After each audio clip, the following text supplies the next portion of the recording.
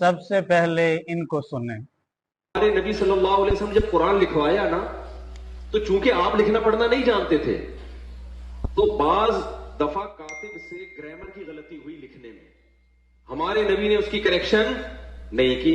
आपको नहीं पता चला कि ग्रामर के लिहाज से ये गलत लिखा हुआ है, वो अब तक उसी तरह लिखा हुआ है। समझ रहे कि नहीं समझ रहे? मारूफ यूट्यूबर मुफ्ती तारक मसूद कहता है कि हुजूर अलैहिस्सलाम पढ़ना लिखना नहीं जानते थे, और फिर सहाबा किराम ने इराबो किताबत की कुरान पाक में गलतियां की हैं।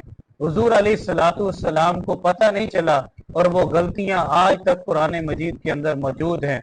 मुफ्ती तारक मसूद, अक्ल के नाखून लें। आप मुस्तशरिकीन के लिए अब कुरान पाक के अंदर भी दरवाजा खोल रहे हैं। पहले आपके ही आबाओ अजदाद ने हुजूर की तनकीस बयान कर करके मिर्जाइयों को नबी पैदा करने पे मजबूर कर दिया। अगर आप हुजूर के कमालात दिल खोल के बयान करते कि हमारे नबी वो हैं कि जिनके हाथ से चश्मे जारी हो जाते हैं, हमारे नबी का लुआबे दहन जिस आंख पे लगता है तो निकली हुई आंख को वो सही कर देता है। लेकिन जब आपने कहा वो हमारे बड़े भाई की तरह है, उनकी इतनी तारीफ नहीं करनी चाहिए, मिर्जाइयों को आपने मौका दिया, तो एक नया नबी पैदा हो गया। अब आप कुरान पाक के अंदर भी मुस्तशरिकीन को दावत दे रहे हैं।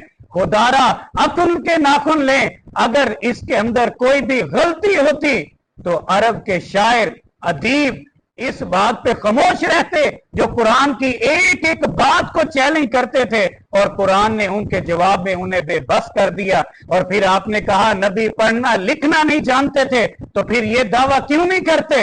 ये दावा भी कर दें कि नौजुबिल्लाह मैं भी नबी हूं, मैं नबी से अफजल हूं, मैं उनसे ज्यादा इल्म रखता हूं।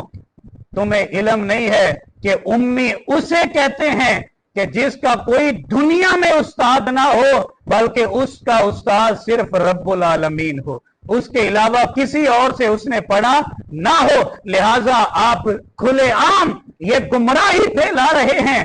तो आप बगैर सोचे समझे इसकी वजाहत देने की बजाय आप खुले आम बैठ के अल्लाह और उसके रसूल की बारगाह में तौबा और इस्तिगफार करें।